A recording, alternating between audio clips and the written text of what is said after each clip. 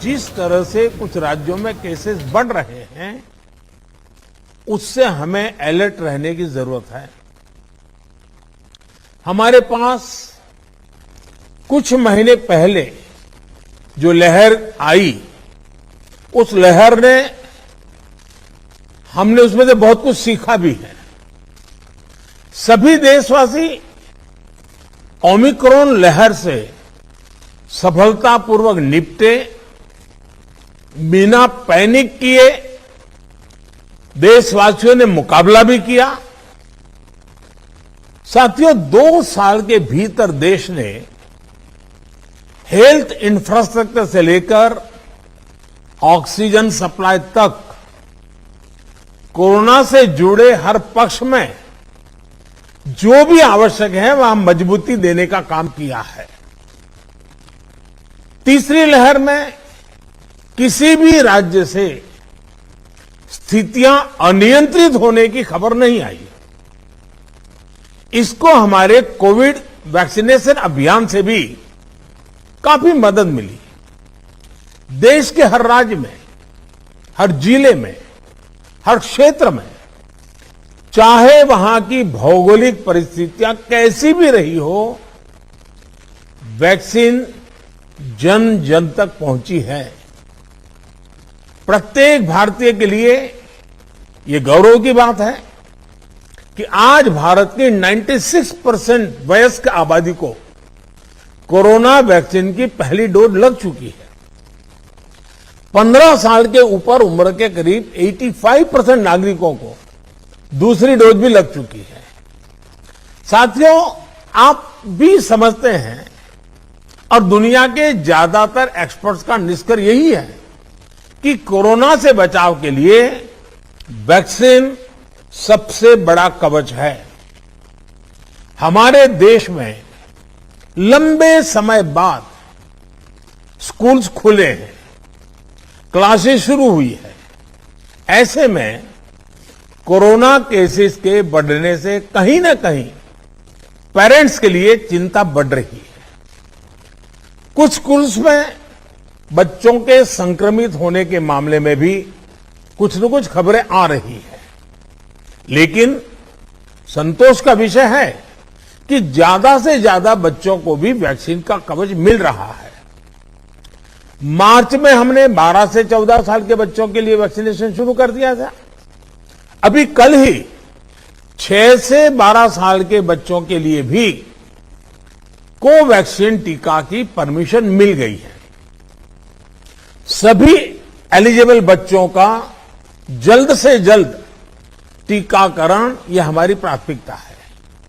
इसके लिए पहले की तरह स्कूलों में विशेष अभियान भी चलाने की जरूरत होगी। टीचर्स और माता पिता इसे लेकर जागरूक रहें, हमें ये भी सुनिश्चित करना होगा। वैक्सीन सुरक्षा कवच की मजबूती के लिए देश में सभी वयस्कों के लिए प्रिकॉशन डोज भी उपलब्ध हैं। टीचर्स, पेरेंट्स और बाकी एलिजिबल लोग भी प्रिकॉशन डोज ले सकते हैं। इस तरह भी हमें उन्हें जागरूक करते रहना होगा। साथियों, तीसरी लहर के दौरान हमने हर दिन 3 लाख से ज्यादा केसेस देखे हैं। हमारे सभी राज्यों ने इन केसेस को हैंडल भी किया और बाकी सामाजिक आर्थिक गतिविधियों को भी गति दी। यही बैलेंस आगे भी हमारी स्ट्रेटेजी का हिस्सा रहना चाहिए। हमारे साइंटिस्ट और एक्सपर्ट्स नेशनल और ग्लोबल सिचुएशन को लगातार मॉनिटर कर रहे हैं। उनके सुझावों पर हमें प्रिएम्प्टिव, प्रोएक्टिव और कलेक्टिव अप्रोच के साथ काम करना होगा। इन्फेक्शंस को शुरुआत में ही रोकना हमारी प्राथमिकता पहले भी थी और अब भी यही रहनी चाहिए। आप सबने भी जिस बात का उल्लेख किया, टेस्ट, ट्रैक और ट्रीट की हमारी स्ट्रेटेजी को भी हमें उतने ही प्रभावी तौर पर लागू करना है। आज कोरोना की जो स्थिति है उसमें ये जरूरी है कि अस्पतालों में भर्ती मरीजों में जो हमारे गंभीर इन्फ्लुएंजा के केसेस हैं उनका 100% आरटी-पीसीआर टेस्ट हो। इसमें जो भी पॉजिटिव आते हैं उनका सैंपल जीनोम सीक्वेंसिंग के लिए जरूर भेजें। इससे हम वेरिएंट की समय समय पर पहचान कर पाएंगे। साथियों, हमें सार्वजनिक स्थानों पर कोविड एप्रोप्रिएट बिहेवियर को प्रमोट करना है। साथ ही पब्लिक में पैनिक न फैले, ये भी सुनिश्चित करना है। साथियों, आज की इस चर्चा में हेल्थ इंफ्रास्ट्रक्चर को अपग्रेड करने के लिए जो काम हो रहे हैं उनकी भी बात हुई। इंफ्रास्ट्रक्चर के अपग्रेड का काम तेजी से चलता रहे, ये सुनिश्चित किया जाना चाहिए।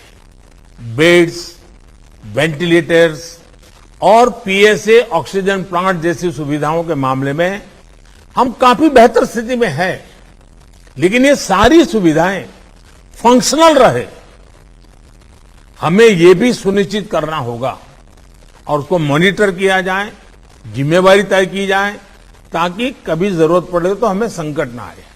साथ ही अगर कहीं कोई गैप है तो मैं आग्रह करूंगा कि टॉप लेवल पर उसको वेरीफाई किया जाए, उसको भरने का प्रयास हो।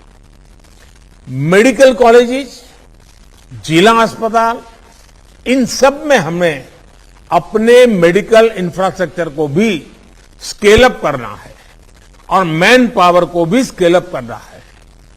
मुझे विश्वास है आपसी सहयोग और संवाद से हम लगा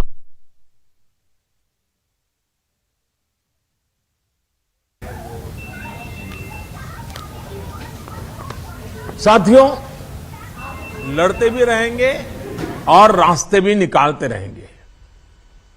साथियों, कोऑपरेटिव फेडरलिज्म की जिस भावना को संविधान में व्यक्त किया गया है, उस पर चलते हुए भारत ने कोरोना के खिलाफ मजबूती से ये लंबी लड़ाई लड़ी है।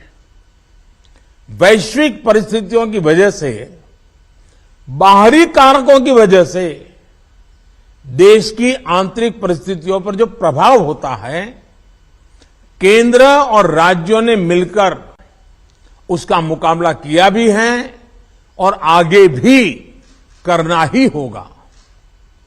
केंद्र और राज्यों के साझा प्रयासों से ही आज देश में बड़े स्तर पर हेल्थ इंफ्रास्ट्रक्चर में सुधार हो पाया है। लेकिन साथियों, आज इस चर्चा में मैं एक और पक्ष का जिक्र करना चाहता हूं। आज की वैश्विक परिस्थितियों में भारत की अर्थव्यवस्था की मजबूती के लिए आर्थिक निर्णयों में केंद्र और राज्य सरकारों का तालमेल, उनके बीच सामंजस्य पहले से अधिक आवश्यक है।